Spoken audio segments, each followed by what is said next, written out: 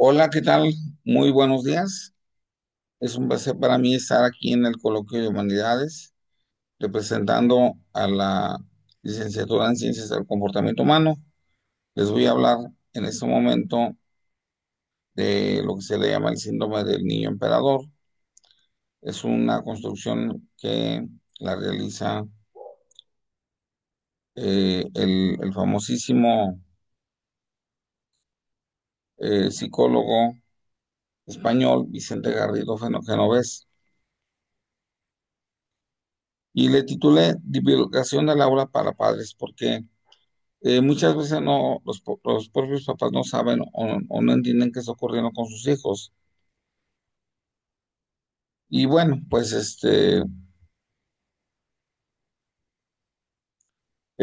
esta persona que está aquí en la fotografía es el doctor Vicente Garrido Genovés. Él es el que crea este concepto. Y bueno, pues se refiere a una conducta creciente que pertenece a un grupo de trastornos disociales que son de muy amplio espectro. Es algo complicado medirlos. Los síntomas de los niños que lo padecen son un sentido muy exagerado de lo que los adultos deben de hacer por ellos, de lo que les deben de proporcionar. Tienen muy poquita tolerancia a cualquier situación incómoda, fácilmente se aburren, este, no aceptan lo que les dan los padres, tienen a veces ataques de rabia, de ira, llegan incluso insultados por sus papás. En cuanto a las capacidades resolutivas para los problemas, son muy bajas, utilizan usualmente el impulso y el afrontamiento, o sea, las estrategias para lograr algo, usualmente son de tipo negativo. Aparte, están muy centrados en ellos mismos, por si fuera poco, ¿verdad? Y bueno, ¿qué causa esto? Según Vicente Garrido Genovés, cuando los niños tienen malos tratos en la infancia, tanto el padre que los descuida, que está todo el día trabajando, que no los atienden, como el padre que los complace en todo, son factores, aunque por extremos que sean, pero conllevan a lo mismo. También un niño que vive violencia doméstica de parte de un padre, de una madre o de los dos, puede también desencadenar esto, como una especie de copia, de copiar el modelo de los padres, ¿no? También en algunos casos, algunos de ellos padecen un problema que se le llama hebefrenia, que es una esquizofrenia en etapas tempranas, lo cual es bastante raro. Lo más usual es que ocurra por otros motivos, más bien de tipo de aprendizaje. Y bueno, pues en casos así muy raros, pues niños que están empezando a entrar a la adolescencia y consumen sustancias psicotrópicas.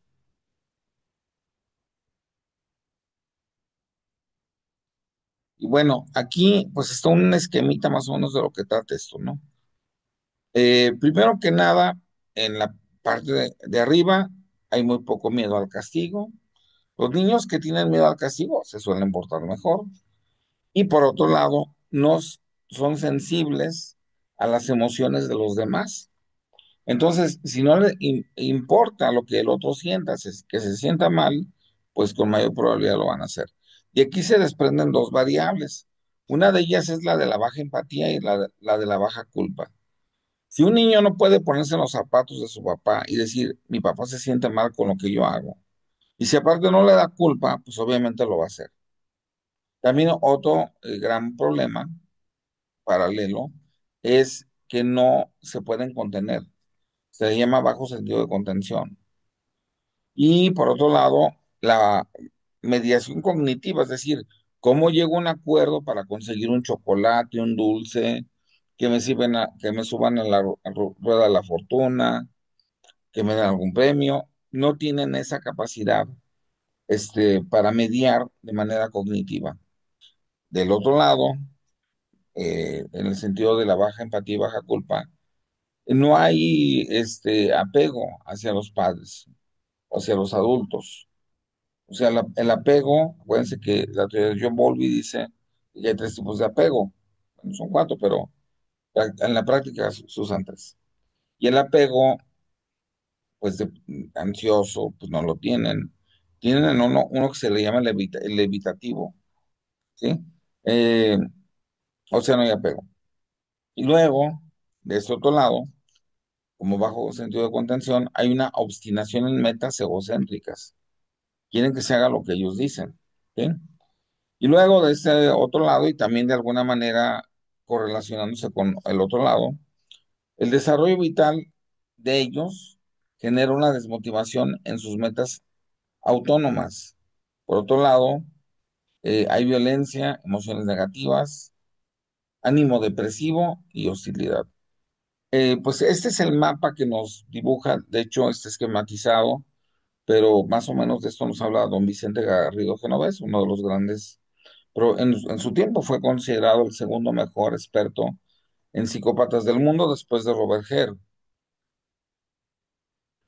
Él hace un cuadrante, como un mapa cartesiano, y en un extremo pone los padres que son competentes, en otro los incompetentes, abajo los hijos que son muy fáciles de tratar y abajo los hijos que son muy difíciles de tratar. Y entonces crea cuatro cuadrantes con estas combinaciones y van ustedes a ver de qué trata, ¿no? Si por ejemplo el papá es muy competente, es muy buen papá, pero el hijo es muy difícil, entonces va a haber una dificultad de socialización del niño. Probablemente lo metan a la cárcel. ¿Sí? Si el padre es muy competente y el niño es muy fácil de manejar, de instruir, ahí está la carita feliz, ¿no? Por otro lado, si el padre es bastante eh, competente, pero el niño es incompetente, pues las cosas, digamos que se pueden arreglar o embonar, ¿no? Si el padre es muy competente y el niño es muy difícil, pues en ese sentido, el padre va a amar al hijo y probablemente el hijo ame al padre y no llegue a una crisis. O sea, cuando se genera un grave problema es cuando el padre es muy incompetente y cuando el hijo es muy difícil. De esa manera, casi estamos asegurando que van a delinquir y van a llegar a prisión. También es un esquema muy interesante. Bueno, ¿en dónde se nota? ¿Cuáles son los síntomas? Bueno, el niño a menudo fanfarronea, amenaza o intimida. También en la escuela pues genera los conatos de pleito, él los inicia. A veces utiliza armas blancas, a veces utiliza armas, no se diga en Estados Unidos que tienen pistolas a la mano. Eh, por ejemplo, quieren causar daño aventando el bate de béisbol, ladrillos, botellas rotas, navajas, pistolas. Suele ser cruel con las personas, pero también con los animales. ¿Con qué personas es cruel? Con las que son más débiles que ellos, usualmente mujeres, ancianos, niños menores que ellos. O con animales que pues, los animales no pueden defenderse. Usualmente también roba, porque parte de la patología, acuérdense que hay tres niveles, según la escala del mal del doctor Stone, la divide en tres grandes grupos, los que mienten, los que roban y los que matan. Entonces, el niño con el síndrome de emperador, el síndrome del emperador, usualmente miente, pero miente tal vez para obtener dinero, para robar. Robar, digamos, con consentimiento de los padres, pero también puede llegar a matar si no consigue lo que quiere.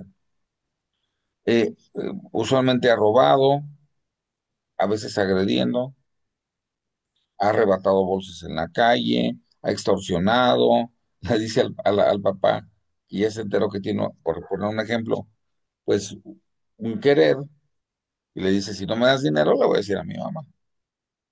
Y bueno, a veces, en algunos casos, sobre todo de los que ya son púberes, han forzado a una mujer a tener relaciones sexuales de una manera bastante hostil.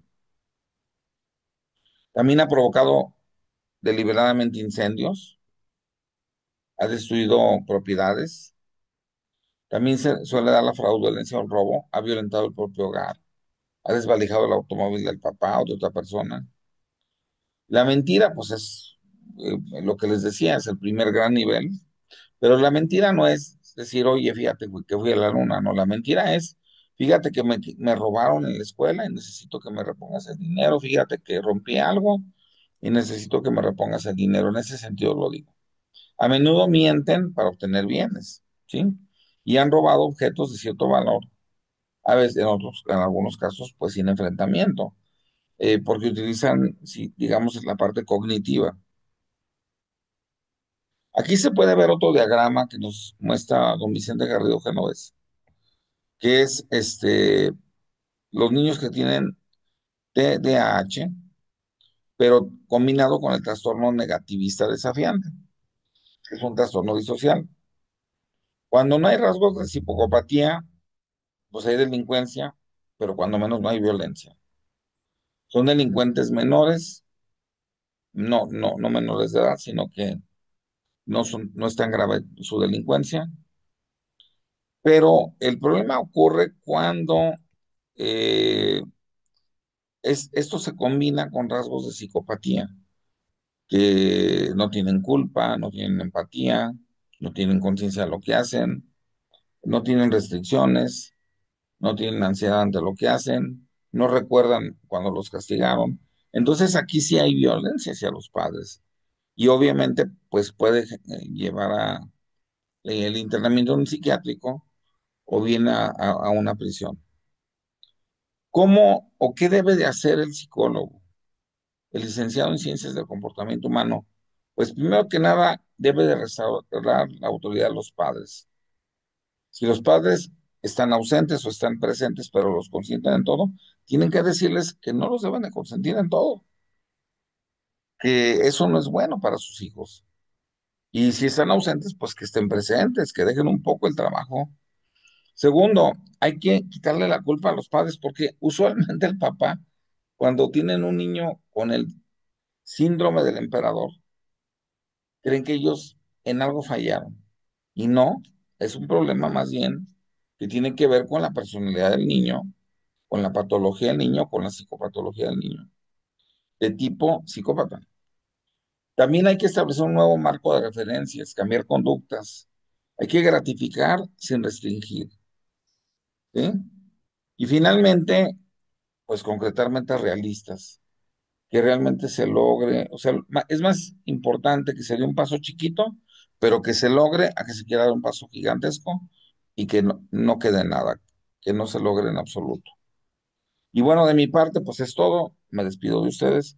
Yo soy asesor PAF de la Universidad Virtual. Para mí es un gran honor pertenecer a esta gran universidad, tener tan excelentes compañeros, tan buen coordinador que nos resuelve en muchas ocasiones, digo, no en muchas, en todas las ocasiones, las dificultades que tenemos. Y bueno, pues de mi parte sería todo. Muchísimas gracias.